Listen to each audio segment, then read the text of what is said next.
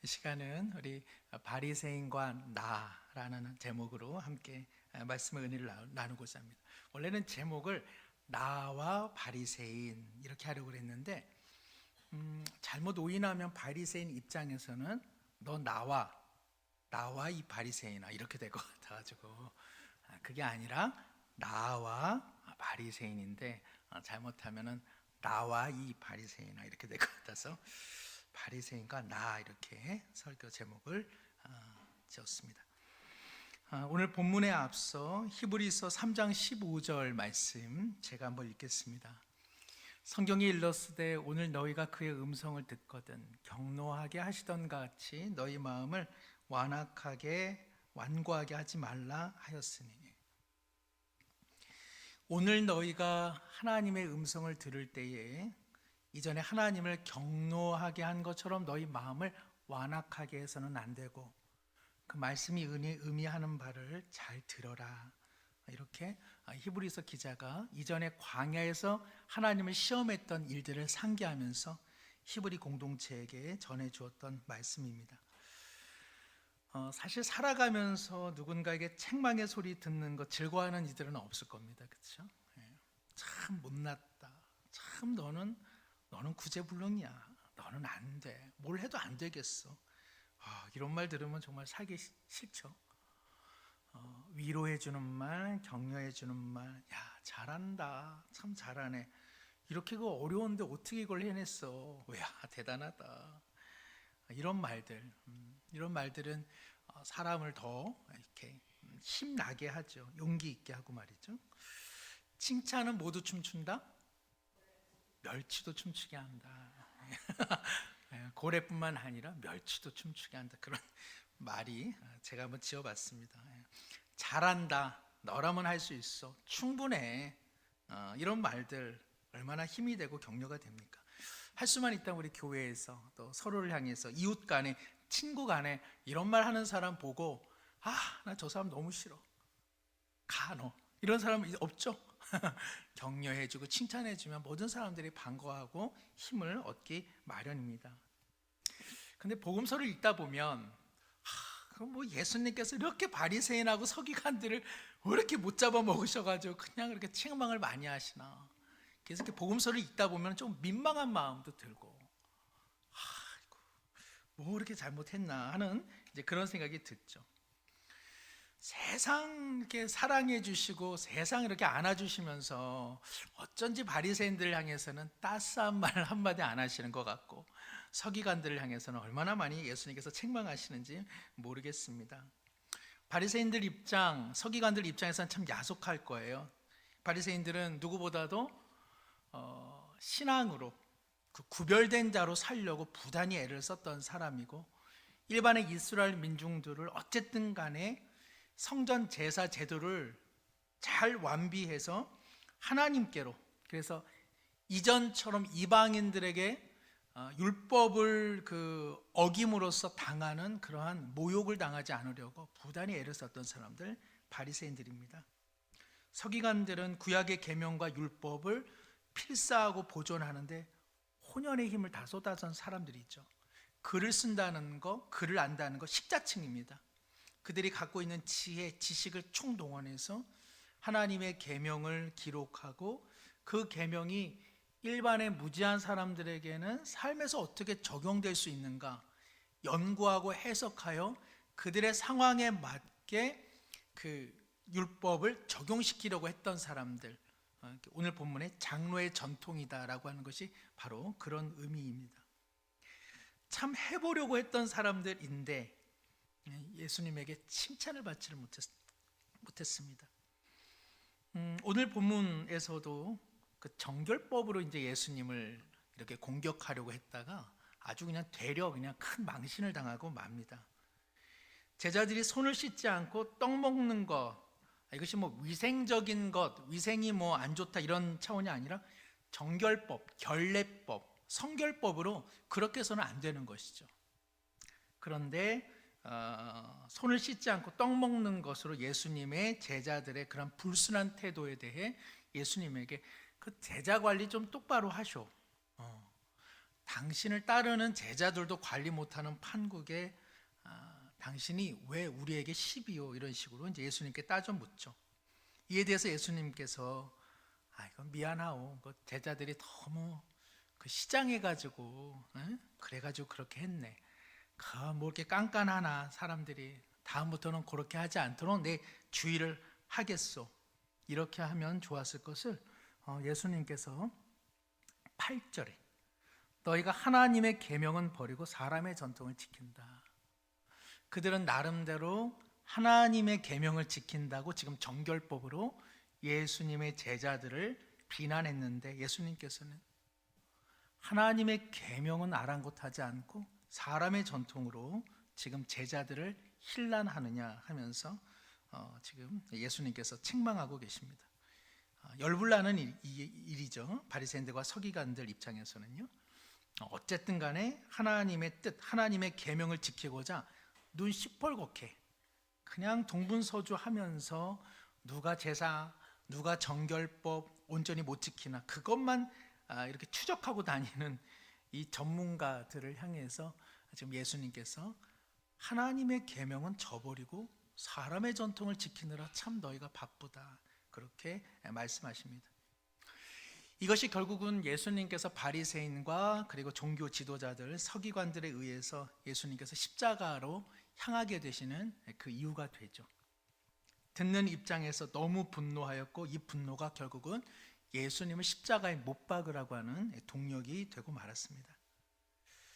왜 예수님께서는 나름대로 하나님의 계명을 존중하고 그 계명을 나름대로 지키고 삶의 자리에서 그 말씀을 실천하려고 613개 정도의 조항과 세칙 그 규정들을 마련한 왜 이 바리새인들과 서기관들을 좀 더 따스하게 안아주지를 않으셨을까? 좀 부족한데 그래도 참 해보려고 부단히 애쓰는구나 하고 왜 격려해주지 않으셨을까? 왜 예수님은 그렇게 못하셨을까? 그것은 어쩔 수 없습니다. 7절에 8절에 있는 것처럼 하나님의 계명을 버린 것이고 사람의 전통을 지키는 것인데 예수님께서 오셔서 하신 일은 사람의 전통 잘 지키는 것을 격려하라고 오신 분이 아니기 때문에 그렇습니다. 예수님에게 중요한 것은 하나님의 계명입니다. 그러면 바리새인들이 이해한 하나님의 계명은 무엇이길래 그들은 하나님의 계명을 지킨다고 하면서도 계속 버린 것이요? 예수님께서 말씀하시는 계명이라고 하는 것, 그것은 무엇일까요? 하나님께서 이스라엘 백성에게 먼저 그 계명을 주신 것은 출애굽기 20장에 나옵니다. 출애굽기 20장. 출애굽기 19장은 뭘까요? 20장 앞에 있는 게 19장이죠. 그죠? 다 아시는 거라서.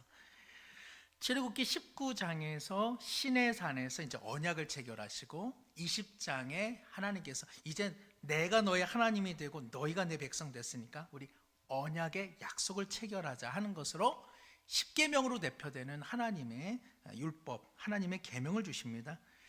그 우리가 잘 아는 십계명을 주실 때 그 서두가 이렇습니다. 출애굽기 20장 1절에서 3절 우리 함께 읽겠습니다. 하나님이 이 모든 말씀으로 말씀하여 이르시되 나는 너를 애굽 땅 종되었던 집에서 인도하여 낸 내 하나님 여호와니라. 너는 나 외에는 다른 신들을 내게 두지 말라. 하나님께서 계명의 어떤 첫 시작점인 그 1계명을 주시기 전에 얘들아 나는 있잖아 너희를 애굽 땅 그 종되었던 죽음과 사망과 억압과 속박 가운데 있던 너희들을 일방적인 사랑으로 이끌어낸 하나님이다. 그런 하나님으로서 너희들에게 계명을 준다는 것을 꼭 기억하라 라고 하시면서 계명을 주시기 전에 하나님이 누구신지를 먼저 그들에게 말씀하고 있습니다. 계명을 주시면서 너희들 이거 잘 지켜 안 지키면 죽어 이런 식으로 서두를 여시지를 않고 너희가 무력할 때 아무것도 모를 때 나는 너희를 알아 너희들을 고통에서 해방시킨 너희의 하나님이다 라는 것으로 하나님께서 그들에게 계명을 주심으로써 계명이라고 하는 것은 지키는 것에 우선적인 뜻이 있지 않다는 것을 우리는 알게 되는 것입니다. 계명을 받을 때 계명을 지키느냐보다 더 중요한 건 뭐죠? 누가 그 계명을 주셨느냐 하는 것입니다. 누가, 무엇 때문에, 무엇을 하려고 그 계명을 주신 것이냐. 나는 고통과 억압과 사망과 죽음의 자리에 있는 이들을 구원하는 구원자이다. 그 구원자로서 너희들에게 이 계명을 주고 있다는 것을 잊지 말라고 하나님은 말씀하고 계시는 것이죠. 법보다 더 중요한 건 뭐라는 겁니까? 법을 너희 가운데 주는 나에 대한 이해, 내가 누군지를 꼭 기억하면서 이 계명을 지키라고 하나님은 말씀하십니다. 두 번째는 이 율법이라고 하는 것은 모세가 어디 시내산에서 소풍하다가 갑자기 도끼질을 하는데 그냥 어디 두 돌판이 이렇게 딱 손에 얻은 것이 아니라 하나님께서 주신 거죠. 법을 주신다라고 하는 것은 법을 받는 사람보다 높은 자가 있다는 것이고 그 높은 자의 권위를 통해 주는 것이기에 법을 받는 사람은 법을 주는 사람 아래 놓여 있다. 즉 하나님과 법을 주시는 분과 법을 받는 우리는 하나님을 경외해야 되는 입장에 놓여 있다. 우리가 우리 인생의 최종 결정권자가 될 수 없다. 그것을 의미하는 것입니다. 하나님께서 아담에게 선악을 알게 하는 나무를 주신 것, 여러 가지로 이야기할 수 있겠습니다만 결국 무엇을 의미하는 겁니까?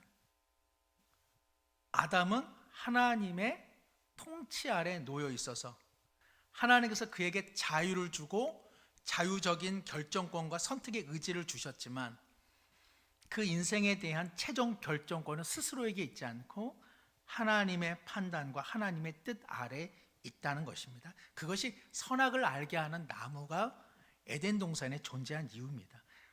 그거 따먹으면 그냥 하나님 오셔가지고 봤어 올라 걸렸어. 엄청 기다렸네. 그냥 하여튼 언젠가는 먹을 줄 알았지 내가. 그래가지고 너는 에덴 동산에서 나가버려. 이러려고 놔두신 것이 아니라 아담의 위치는 누구 아래 있다? 하나님 아래 있다. 그러므로 인간이 선택과 자유를 갖고 있음에도 불구하고 그 모든 책임, 그 모든 결정은 결국 하나님 앞에서 판단받는 하나님께 의존적 존재라고 하는 것, 그것이 바로 선악을 알게 하는 나무 그리고 법을 주시는 이유라고 할 수 있습니다. 세 번째는 거듭 말씀드리지만 율법을 받아서 지키는 것에 하나님의 우선점이 있지 않았고, 세 번째는 율법을 통해 하나님이 누구신지 율법을 통해 가만히 한번 읽어보면서 하나님은 이런 분이구나, 먼저 그 하나님의 뜻을 알라는 것으로서 십계명과 율법을 주신 것이죠.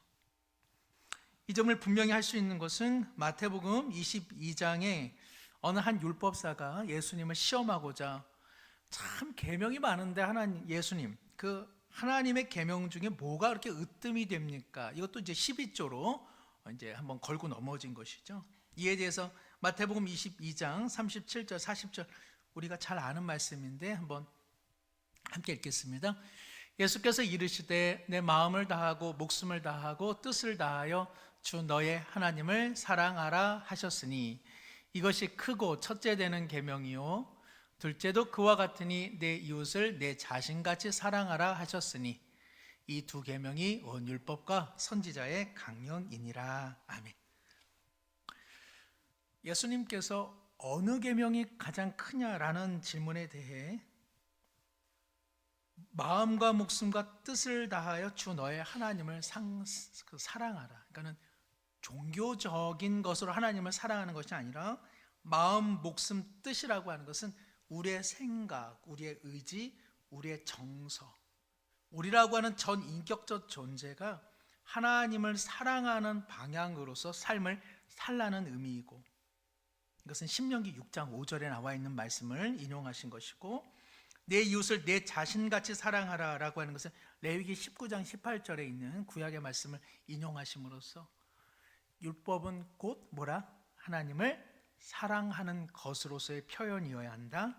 그리고 다른 이웃을 내 몸처럼 사랑하는 것으로서의 표현이어야 한다 라고 말씀하고 있습니다. 그러니까 율법의 본질은 나를 향할 수는 없고 하나님 그리고 이웃을 향한 사랑으로 나가야 한다라고 말씀을 함으로써 율법을 우리가 이렇게 받을 때 이거 뭐 오늘 숙제 내주셨으니까 이거 빨리 하고 놀아야지 라는 것으로서의 율법이 아니라 율법을 주시는 분이 누구신지, 그리고 율법을 주신다는 것은 내가 그분의 판단 아래에 놓여 있는 그분을 경외해야 한다는 사실.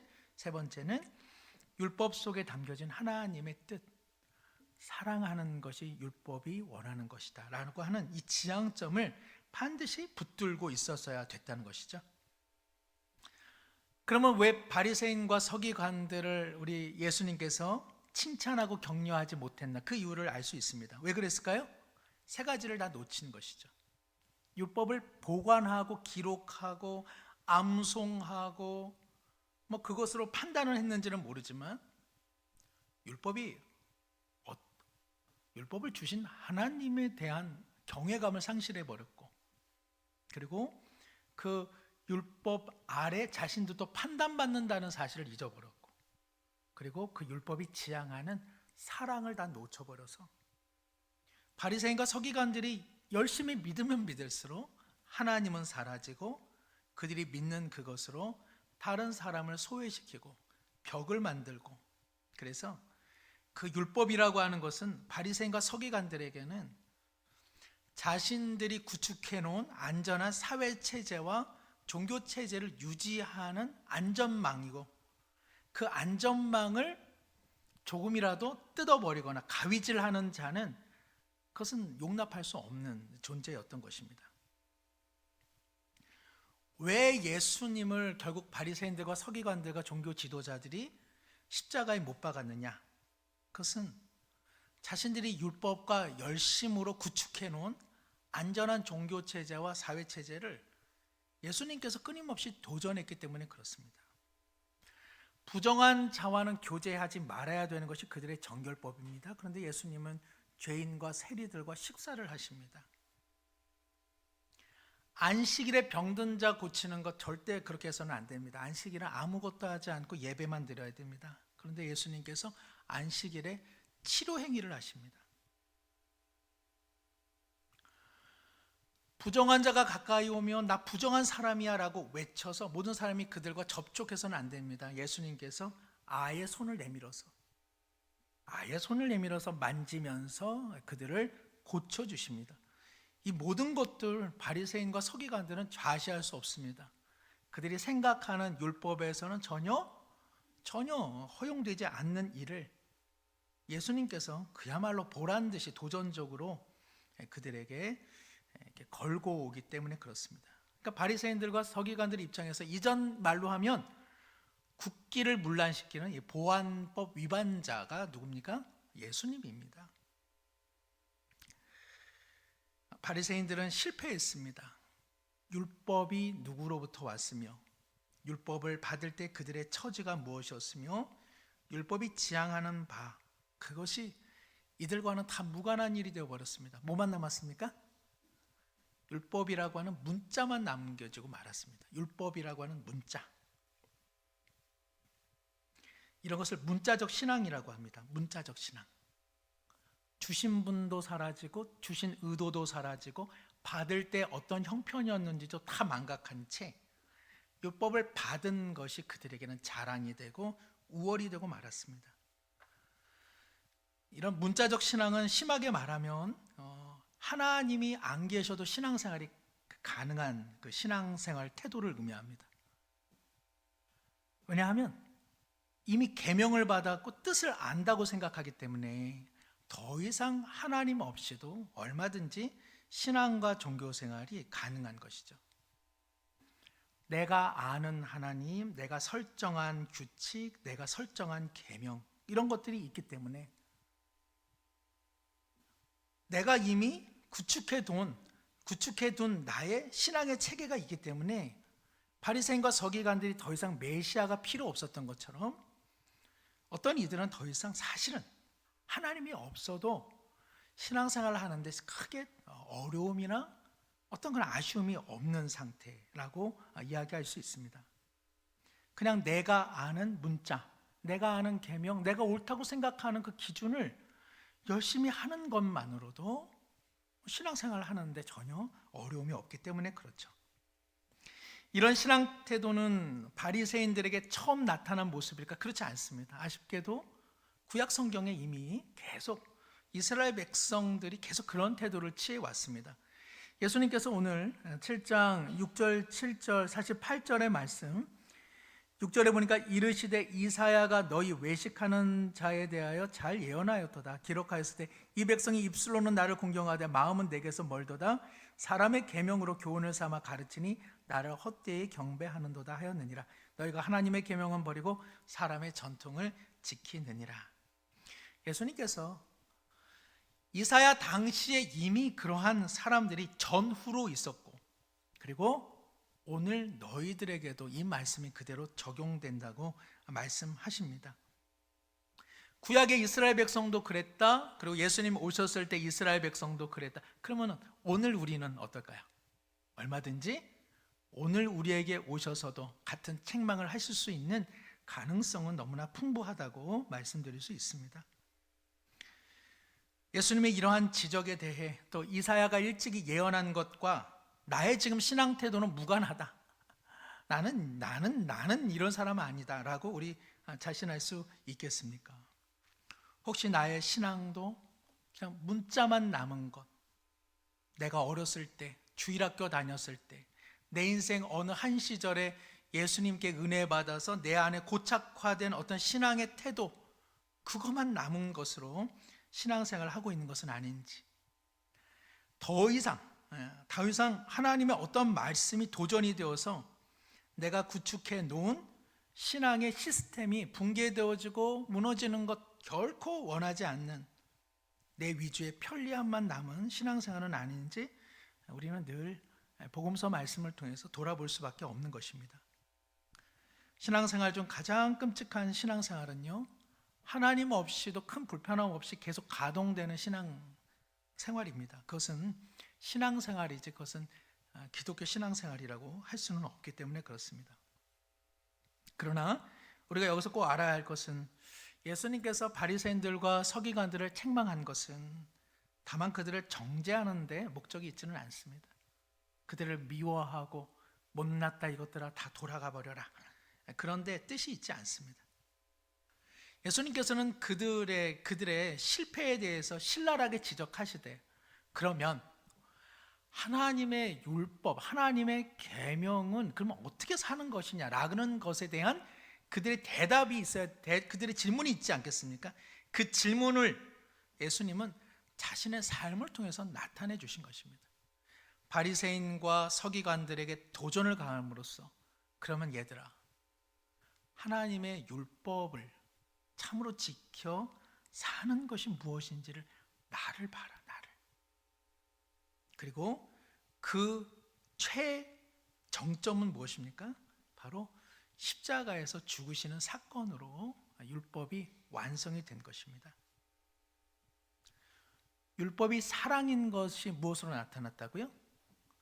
십자가에서 그들을 위해 아낌없이 내어주신 그분의 생명을 통해서, 아하, 율법을 지킨다는 것, 하나님의 계명을 목숨처럼 지키는 것은 저거구나, 저게 율법이구나, 저게 계명이구나, 이것을 예수님이 자신의 삶을 통해서 나타내 주셨다는 것입니다. 하나님께서 이스라엘 백성, 그리고 오늘 우리에게도 계명을 주시고 율법을 주실 때 계속 반복적이지만 계명을 잘 지킬 것이다, 이런 기대감으로 우리에게 주시는 않으셨습니다. 계명을 주심으로써 주는 하나님이 누구며, 줄 때 우리의 처지가 어떠했으며, 그 주신 하나님의 권위 아래 우리의 삶이 놓여 있으며, 그리고 그 계명 속에 하나님이 지향하고 이루어 가시고 있는 뜻이 무엇인지를 알려주는 것에 계명의 첫째 뜻이 있건만, 계명하면 이것을 받아서 그저 지킬 수 없음에도 불구하고 지키는 것으로 우리는 율법을 다 사용하고 만 것이죠. 율법을 하나님께서 우리에게 주신 또 다른 뜻은 그렇기 때문에 율법을 받은 우리가 율법을 지킬 수 없다는 것을 깨달아 하나님의 은혜로 사는 것이 무엇인지를 경험하게 하는데 율법의 그 의미가 있습니다. 로마서 3장 20절 우리 함께 한번 읽겠습니다. 그러므로 율법의 행위로 그의 앞에 의롭다 하심을 얻을 육체가 없나니 율법으로는 죄를 깨달음이니라. 또 로마서 7장 8절 9절 우리 한번 이어서 읽겠습니다.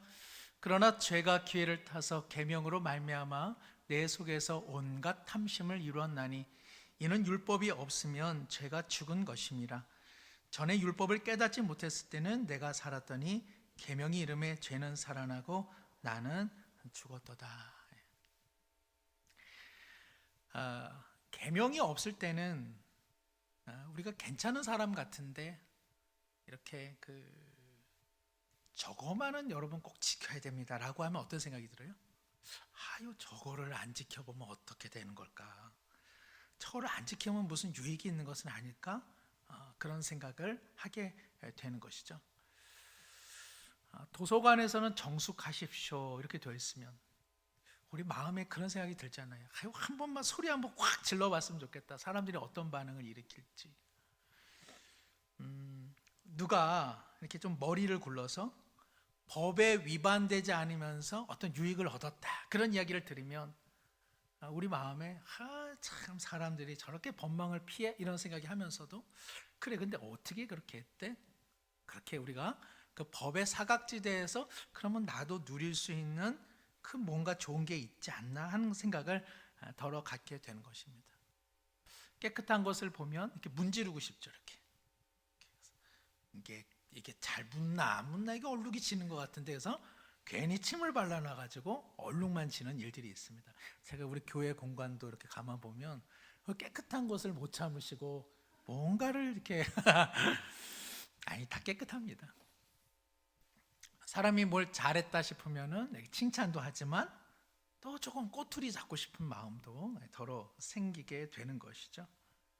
나와 무관할 때는 박수가 나옵니다마는 그 사람이 잘하는 것이 나와 경쟁 상황이라면 쉽게 박수가 나오기는 어렵습니다.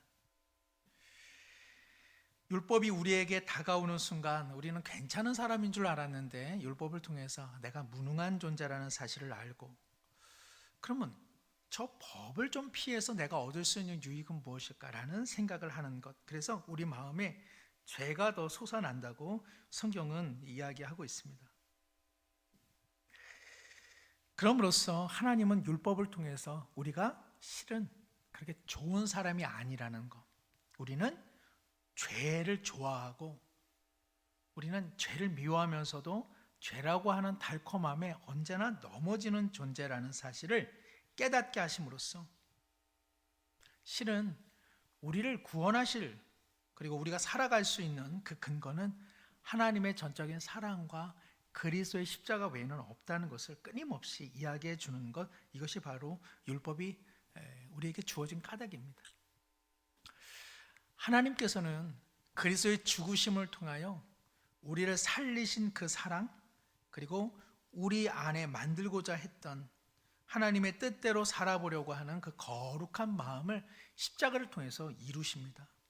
그렇기 때문에 율법은 나쁜 것이고 십자가는 좋은 것이냐 그렇지 않습니다. 하나님은 우리를 사랑으로 불러내어 우리가 하나님의 뜻에 순종하는 거룩한 하나님의 자녀가 되는 동력이 우리 가운데 있지 않기 때문에 우리를 대신하여 예수 그리스도께서 죽으신 사건을 통하여 우리로 하여금 하나님의 계시로서의 그 율법을 내 작은 삶에서 그래도 한번 실천해 보겠다라고 하는 그 동력을 우리는 십자가를 통해서 발견하게 되는 것입니다. 그래서 율법은 나쁜 것이 아니라 바로 하나님께서 우리 가운데 하시고자 하는 그 일이 그리스도를 통해서 이루어졌다. 이것을 밝게 보여주는 것이죠. 그래서 로마서 3장 25절 27절에 이렇게 말씀하십니다. 이 예수를 하나님이 그의 피로써 믿음으로 말미암는 화목제물로 세우셨으니 이는 하나님께서 길이 참으시는 중에 전에 지은 죄를 간과하심으로 자기의 의로우심을 나타내려 하심이니 곧 이때 자기의 의로우심을 나타내서 자기도 의로우시며 또한 예수 믿는 자를 의롭다 하려 하심이라. 로마서에서 의롭다라고 하는 것은 하나님께서 약속하신 바를 신실하게 이루시는 것, 그것이 의롭다라고 하는 것인데, 하나님께서 율법 가운데 우리를 향한 그 사랑의 뜻을 십자가를 통하여 드러내심으로써 얼마나 하나님께서는 신실하신가가 예수님을 통해서 나타나셨고, 그 예수님의 신실하심을 통해 우리의 구원이 완성되었기 때문에 우리의 삶을 통해서도 우리의 죄인됨이 오히려 하나님의 신실하심을 나타내는 사건이 되었다고 이야기합니다. 그래서 이어서 27절에 보시면 그런즉 자랑할 때가 어디냐, 있을 수가 없느니라. 무슨 법으로냐 행위로냐 아니라 오직 믿음의 법으로니라. 우리가 하나님의 자녀된 것이 법을 지킨 것에 있지 않고 행위에 있지 않다는 것입니다. 그럼 내가 잘 믿어서냐? 여기서 믿음의 법이라고 하는 것은 그런 뜻을 의미하는 것이 아닙니다. 여기서 믿음의 법이라고 하는 것은 우리로서는 아무것도 하지 않은 것, 그것이 바로 믿음의 법이다. 성경은 이야기하고 있는 것이죠. 우리는 바리새인과 서기관보다 나은 자리에 있습니다. 우리는 바리새인과 서기관들을 보면 어떻게 저렇게 하나님의 그 마음을 몰라서 저렇게 외식하며 마음은 떠나 하나님을 헛되이 경배했을까? 우리가 이렇게 바리새인과 서기관들을 조롱할지는 모르지만 바리새인과 서기관들이 오늘 우리를 향해서는 도리어 우리야 그랬지만 너희야 예수님께서 십자가에서 죽으신 사건의 의미가 무엇인지를 이제 그렇게 알게 되었음에도 불구하고 어떻게 그렇게 우리처럼 아직도 예수님에게 책망받았던 그런 신앙의 태도로 신앙생활을 하고 있냐? 참 너희들도 참 너희들이다 라고 반문할 수 있는 위치, 그것이 바로 우리의 지금의 위치라고 말씀드릴 수 있습니다.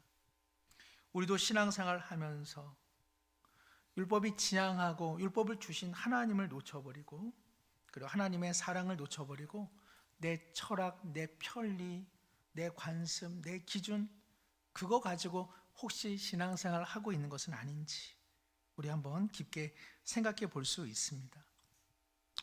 가장 내가 율법적인 사람인가 아닌가 가장 분별하기 쉬운 것은 뭘까요? 내가 옳다는 생각에 빠져 자기 생각 내려놓지 못하고 계속 그 생각이 옳고 그래서 그 생각을 남에게 강요하는 인생이라면 한번 돌아볼 필요가 있습니다. 내가 상당히 내 율법에 사로잡혀 있구나. 이렇게 신앙생활을 하면 어쩔 수가 없습니다. 자기의 의로움, 우리가 그 포도원 품꾼처럼 내가 일찍부터 더위와 추위를 안고 내가 신앙생활을 해왔는데 막판에 5시에 일하러 온 사람하고 왜 똑같은 대우를 받지?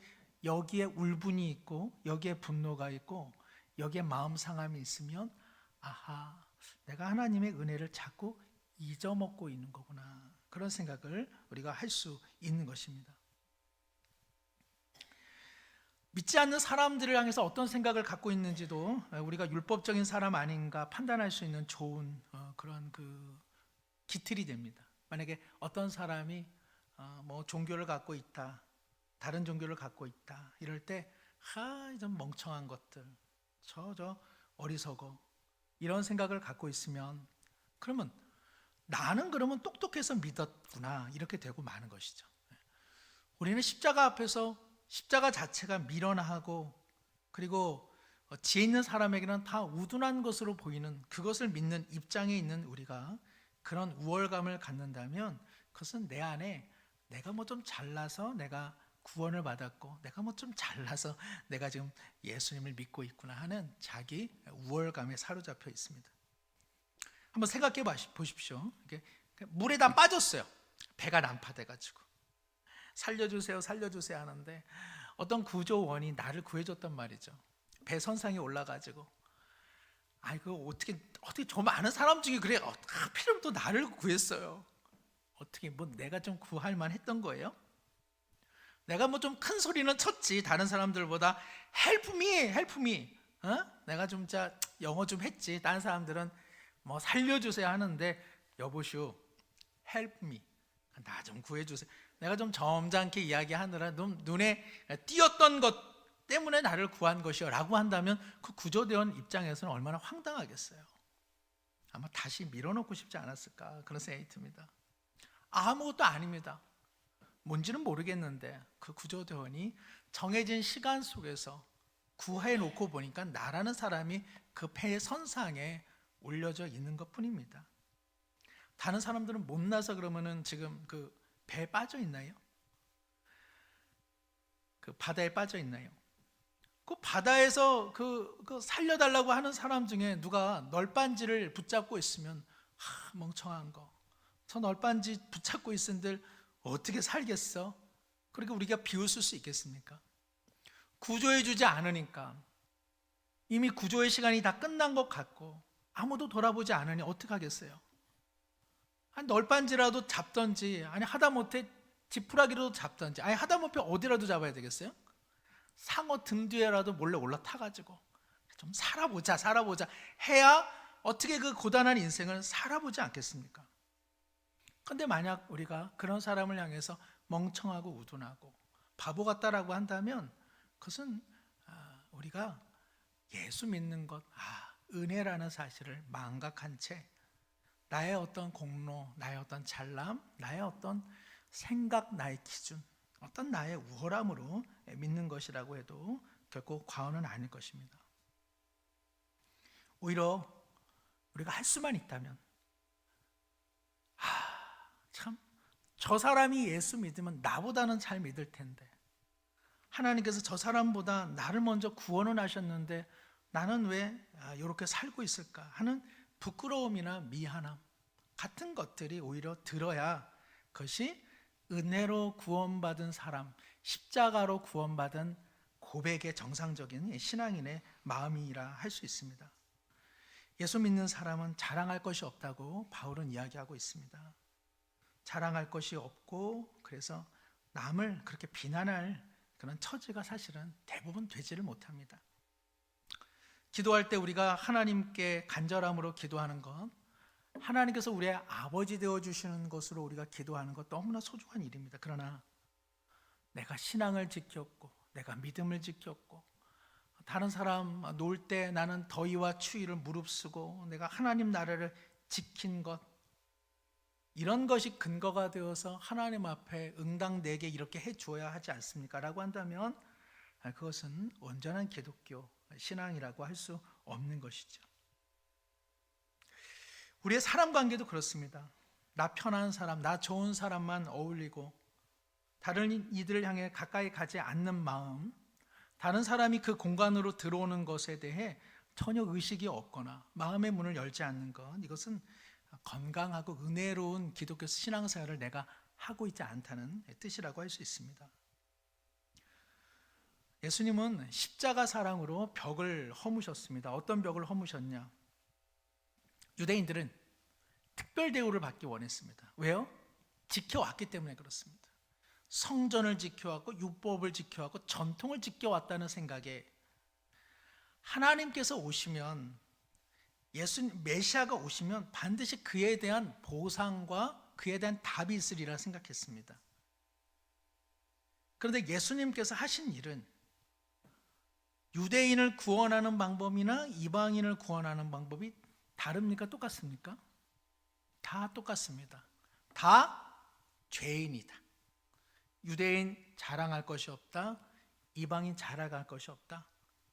너희들 간에 유대인 이방인이라고 하는 이 벽은 도대체 뭐냐? 벽을 다 허물어 버리시고 다 한 자리에 모아두시고 다 똑같은 죄인일 뿐이다.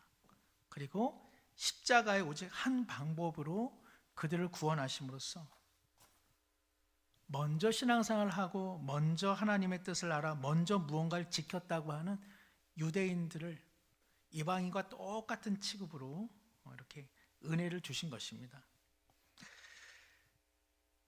이것이 에베소서 2장 16절에 또 십자가로 이 둘을 한 몸으로 하나님과 화목하게 하려 하심이라 원수된 것을 십자가로 소멸하시고,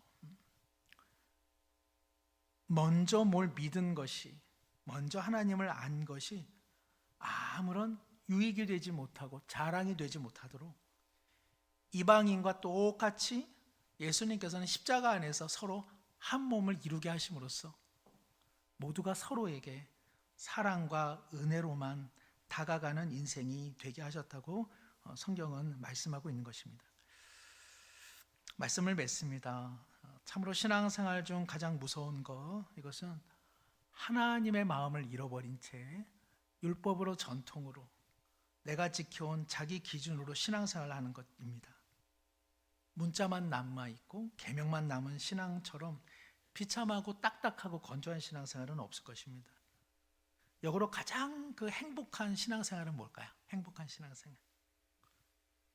나는 아무것도 아닌 존재요, 그리고 무엇을 지켜서 내가 사랑받는 존재가 아니라는 사실을 아는 것, 그리고 오직 하나님의 사랑으로 죄와 사망에 있던 내가 은혜로 구원받았음을 아는 것. 그러면 나는 어떻게 하면 내 신앙생활을 사랑으로 한번 실천해 볼까? 그래서 지금까지 내 편한 것, 내 기준점, 내 전통, 내 편한 것, 이런 것도 어떻게 좀 깨트려 볼까? 그 고민하는 신앙생활을 할 수만 있다면 가장 행복한 신앙생활을 하는 겁니다. 정말 그런 신앙생활을 하는 이들은 정말 주님의 마음에 있다 있는 신앙인이라고 할 수 있습니다. 어려운 길이고요, 불편한 길입니다. 내가 해왔던 전통, 내가 해왔던 생각들, 내가 해왔던 기준들 내려놓고 말랑말랑한 마음으로 주님의 말씀에 잇대어 살아가는 것 참 어려운 일입니다. 그런데 예수님께서 바로 그런 뜻으로 우리에게 율법을 주셨고 십자가를 주셨습니다. 우리 모두 십자가를 깊이 생각하면, 그리고 예수님이 우리 가운데 오셔서 하신 일을 생각하면 우리도 그 부르심 속에 놓여져 있습니다. 주님, 우리 모두 율법을 사랑하게 하소서. 그 율법이 하나님을 사랑하고 이웃을 사랑하는 것이오니 내 신앙생활의 표현이 바로 그 표현이 될 수 있도록 인도하여 주옵소서. 이 시간에 우리 함께 한번 잠시 기도하고 제가 마무리 기도하겠습니다. 하나님 아버지, 계명을 주셨는데 계명을 지켰느냐 못 지켰느냐 우월감과 죄책감만 남겨져 있습니다. 주신 분이 구원자, 생명, 사랑이신 하나님을 잊어버리고 그 계명을 통해 우리 가운데 주시는 하나님의 사랑의 마음을 잃어버리고 계명보다 앞서 하나님께서 나의 판단자가 되시는 것을 잊어버리고 달랑 계명만 남고 달랑 기준만 남고 달랑 전통만 남고 달랑 내 철학만 남아서 참으로 몸이 건조한 신앙, 생명 없는 신앙, 더러는 하나님 없이도 가능한 신앙생활을 하고 있지는 않은지 돌아보게 하소서. 주님이시여, 주님의 율법은 사랑이나니 어떻게 하면 하나님을 더욱 사랑하며 어떻게 하면 다른 일을 내 작은 삶에 맞아들이며 오래 참으며 기다리며 용납할 수 있을까? 하나님을 더욱 사랑하는 마음으로 우리의 신앙생활이 지속되게 하옵소서. 십자가 안에서 율법의 사랑이 이루어졌나니 우리도 십자가의 사랑에 더욱 물들어 주님 원하시는 그 작은 길을 걸어가게 하옵소서. 인도하여 주옵소서. 아멘. 하나님 아버지, 나의 신앙이 낡아지고 고루해지고 딱딱해지고 생명력이 없어질 때마다 율법, 그 율법의 마침이 된 사랑의 십자가를 늘 깊이 묵상하게 하옵소서. 그리하여서 신앙생활 중에 마음이 딱딱해질 때마다 십자가의 사랑으로 말미암아 하나님을 더욱 사랑하는 것으로서의 신앙생활, 다른 일을 내 작은 삶에 맞아들이며 참아내며 이해하며 견디며 인내하는 것으로서의 신앙생활이 잘 지속되어질 수 있도록 인도하여 주옵소서. 율법만 남고 전통만 남고 내가 해왔던 기준점과 철학만 남는 그런 신앙생활 아무도 하게 하지 않게 하여 주시고, 말씀을 주시고 율법을 주신 분이 누구시며 그분의 판단 아래 살아가고 있으며 그 율법이 계시한 하나님의 사랑에 나는 얼마나 맞추어 살아가고 있는지 늘 주의 말씀이 우리의 신앙의 기준점 되게 하옵소서. 예수님의 이름으로 기도드리옵나이다. 아멘.